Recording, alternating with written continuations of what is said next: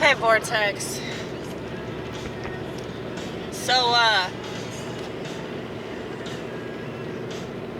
everything is so synchronistic, isn't it? You know that saying, history rhymes? It's fucking true shit. It is. And I don't just think that's true of world events. I think that's true of...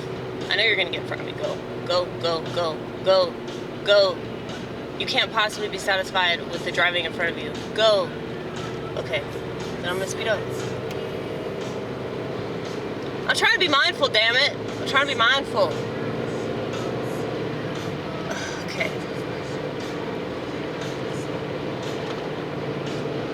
Well, yeah, so I think that... Say hi to propaganda.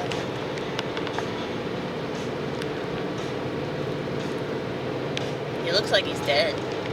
He's not. He's not capable of dying since he's made out of plastic. Anyway.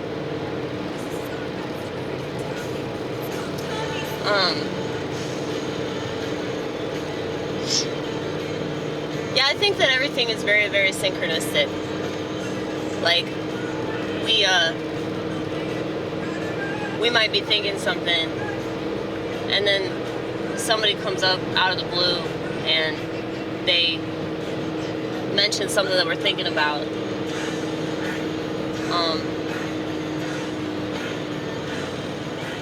Well, sometimes I'll be listening to the radio. It's not very often. Where else are you gonna go left, honey? Into the grass? Okay. Alright. Well, anyway. Sorry, man. Everything's a movie for me. Everything's a movie. So I'm always, like, doing these, like, internalized reactions. Like, this channel is basically what I would do without the camera, okay? I'm just letting you in, honey. I'm just letting you in. You are so lucky to see this side of me, because most people don't. But, yeah, you know, I'll be listening to the radio, and then a song will come on, and I'll be convinced that the song was supposed to come on. Because either the DJ knows that somebody's listening and needs to hear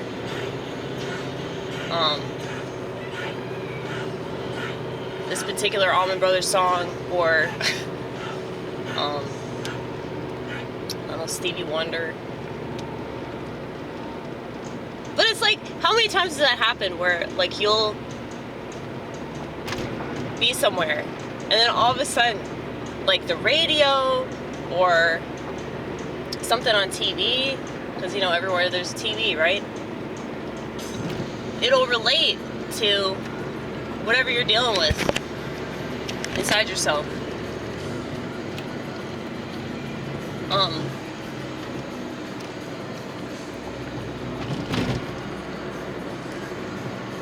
I think that's synchronicity. I don't just think that that's, like, control or anything, because, like, that's definitely, like, a paranoid schizo thought. Like, oh, they know that I'm listening, and they're watching me, and they're listening to me, and they're observing my behavior and all this shit. You know, you can't think like that, because you'll drive yourself insane, okay? I've done that before. And I stopped doing it because it was very destructive for me. And I see a lot of these people that, like, I don't think they have a personality disorder, but they're acting like they do. Today I invented a personality disorder because I'm a lot better than the DSM. I call it IOP. Internet Obsession Personality. And I think that when you're obsessed with the internet for various reasons, you can exhibit a lot of the traits of people that have severe personality disorders. This is most often experienced with, I think, borderline personality and narcissist personality, but I think it's also true of paranoid personality and, you know, the autism spectrum. Thank you so much. We appreciate the little things, okay? That's a little thing. That's a little teeny tiny form of communication that is very, very helpful. Okay. But yeah, I think that most people have IOP, and I don't expect the DSM to address this. I don't expect anybody to address this, because the only thing they've managed to address in relation to this obsession with the internet is like, oh yeah, it's bad. It's bad. We're never gonna know the effects of this until later. Anybody that says that should be shot in the kneecaps. It's blatantly obvious what the effects are. All you have to do is look around. Go to any public place and look around, and you'll see the effects of internet obsession, okay?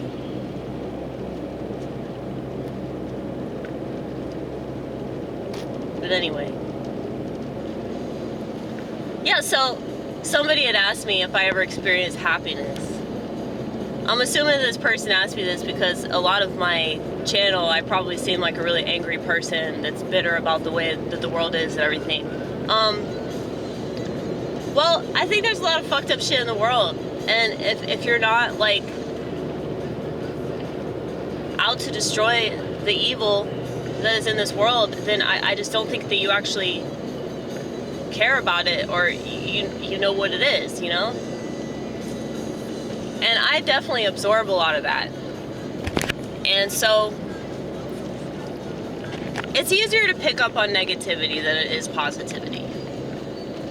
But if I'm happy, I'm usually not shooting a fucking video, dude. Why would I? I'm too busy living in the moment, man. But what's funny is that, like, what I'm doing right now, like, this actually does allow me to be happy. Just accepting the way that I am, and the way that my personality cycles out. Just accepting that, and not trying to change it, not trying to fix it, but just accepting that. And I do believe that there are certain drugs that allow this. There are certain drugs, primarily cannabis, that enable this acceptance. That doesn't mean just become a pothead, okay? That means use pot in a way that will enable you to understand your experience, so that you don't pity yourself anymore, and you don't think that, oh, life isn't worth living, because that's just not true. That's not true at all. And the fact that people think that all because they're depressed, it's like they don't value that experience. They only value the experience of quantifiable happiness. Like, it's interesting. The reason I brought up synchronicity is because, like, I received this comment, but earlier that day I had shot a couple videos where I was primarily talking about happiness and how it's like such a weird thing to try to quantify.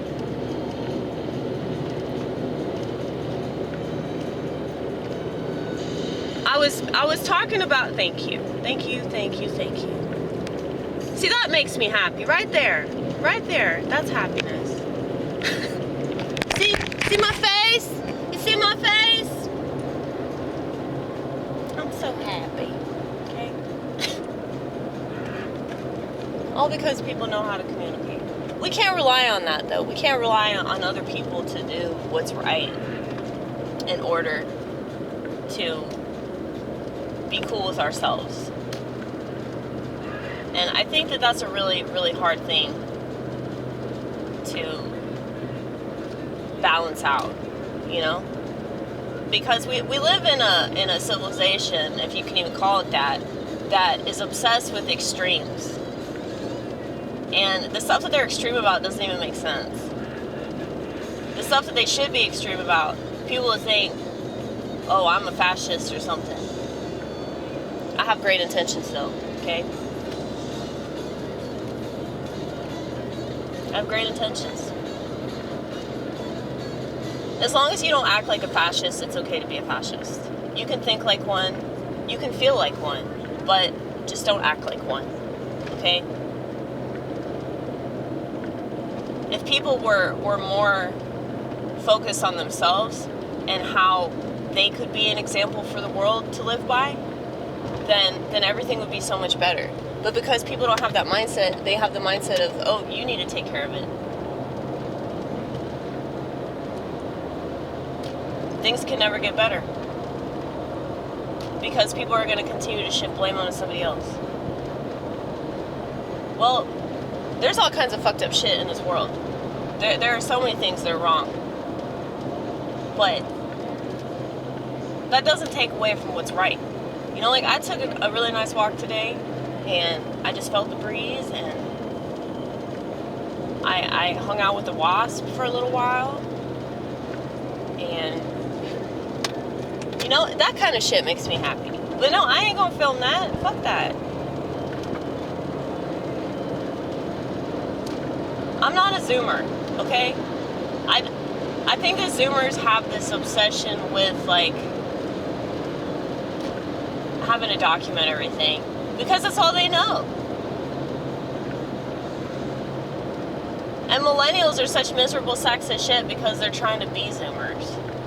They're trying to be as relevant as Zoomers are, but they're not. They're millennials. They're, like, stuck in the middle. And that's why they're all on antidepressants, you know? Anyway.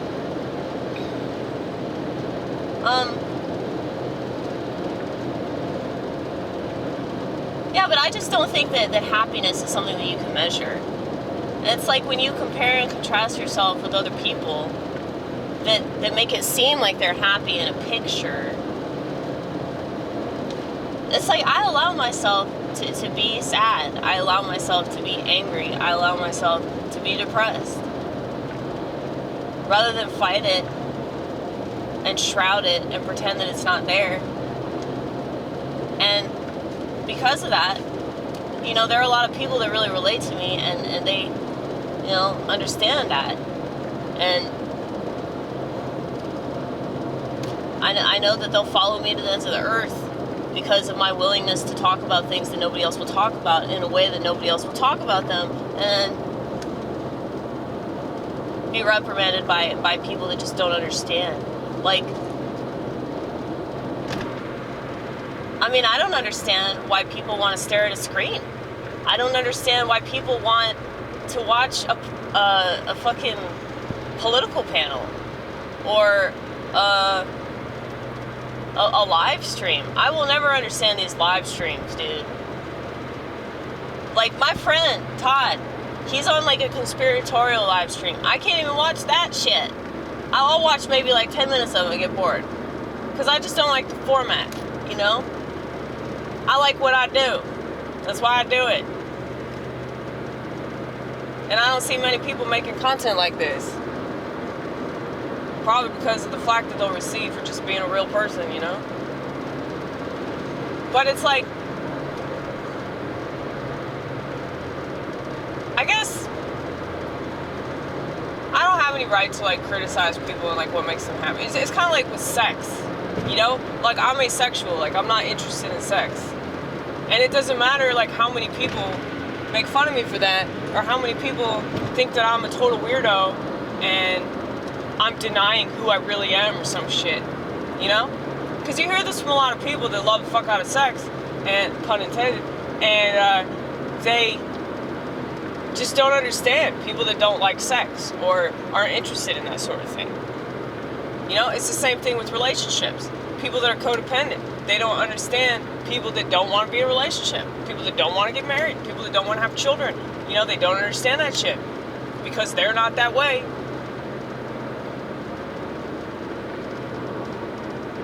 Well, it's like what I was talking about yesterday with, like, trans joy. If I said that I have schizo joy, I would be committed, alright? If I was trying to promote my lifestyle and declaring that I'm so happy because of my schizophrenia, I mean, in a way, that's actually true because of the additional endocannabinoids that we have that literally do make us happy. But it's like, if you worked with me, you'd probably assume that I was, out of my mind because, I'm just always laughing about stuff. And when people see me, this used to not be the case, by the way, okay? Like, when I was younger, I was always accused of being too negative. I was always accused of being too sensitive. I was always accused of being too emotional. And I guess that's why I do this channel, one of the many reasons, because I know that there's a lot of shit that you can't talk about, because if you talk about it, people will try to get you on medication. See Kanye West, right? So that's why I say if you're having a meltdown, don't let anybody know about that shit, because they'll put you in a psych ward. And if you don't want to take the medication, they will literally hold you down and stick a needle in your arm. Okay? I've seen it happen.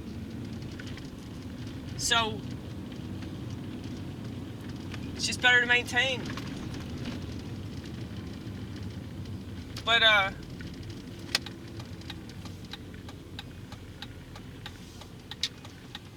think that I'm happy because I accept the darker part of me. And the part of me that doesn't want to accept that is the devil.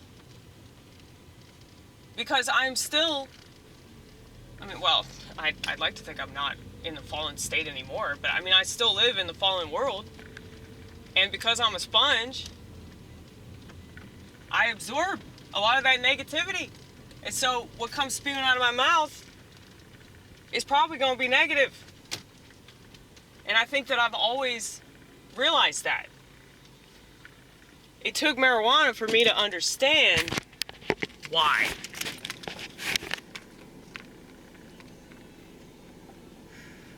I became a smoker so that I could teach people how to stop smoking. I went through all this shit so I can help people that are going through this shit currently, and I can say, look, you're not gonna die, all because you cry. Thank your lucky stars that you can cry. Oh, I have my shoes right here. That means that you're human. That means that you feel things. Just because it's uncomfortable doesn't make it wrong. And we live in a society, an industrialized nation, that's obsessed with comfort. Because this is a petty civilization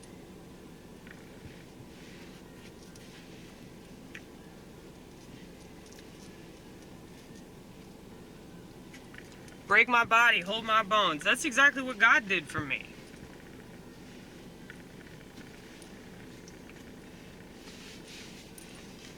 Allowing me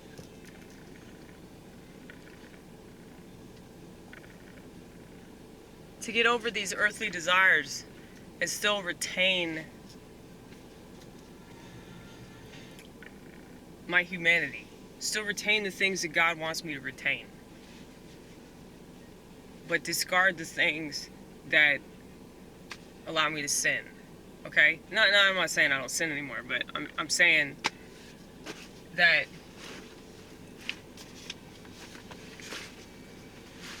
when people realize why they do the things that they do, why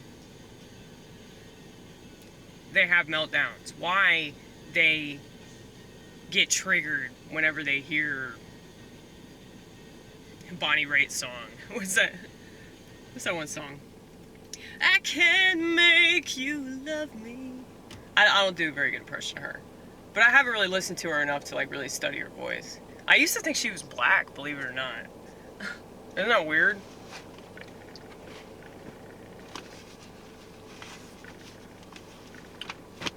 Yeah, I used to get so triggered when I listened to that song.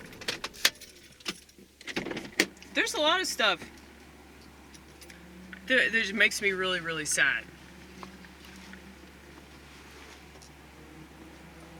But that's okay, because I understand why I'm sad. It's fine. It's like other people don't understand, and so they want to say it's wrong. Fuck you. You know, that should always be everyone's response. Fuck you. We need to bring that back here in America. That needs to be like the American motto, man. Fuck you.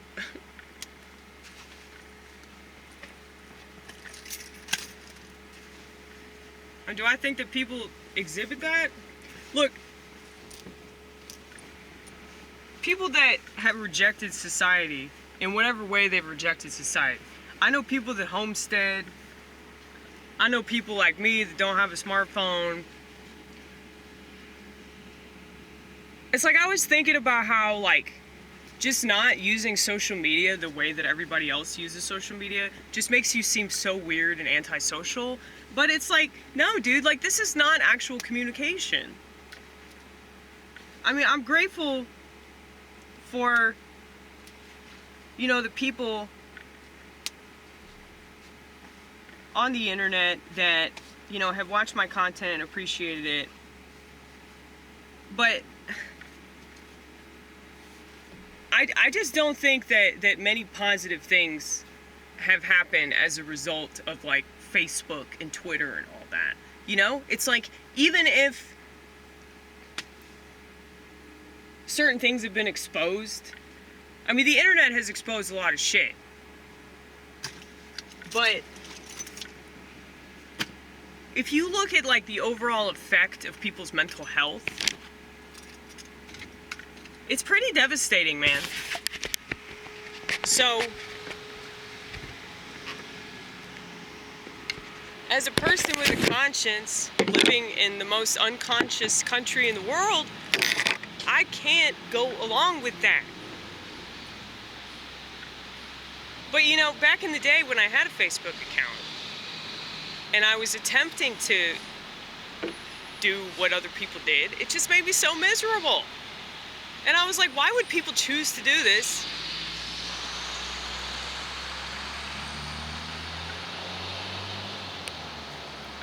You're not selfish for refusing to do what other people do, okay?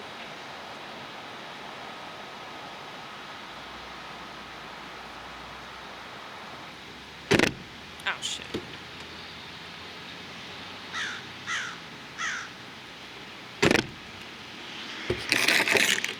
But, you know, I'm happy because I appreciate things. I appreciate a lot of things that I don't think most people appreciate. But I also notice a lot of things that I don't think a lot of other people notice. And maybe that's wrong. That's wrong for me to notice anything and talk about it. But that's kind of what comedy is. You don't have to think I'm funny. I do. And God does. I know that God does. Otherwise, he probably would have put me through all the shit he's put me through in order for me to write a series of jokes about turning my vagina into a used-up bath mat.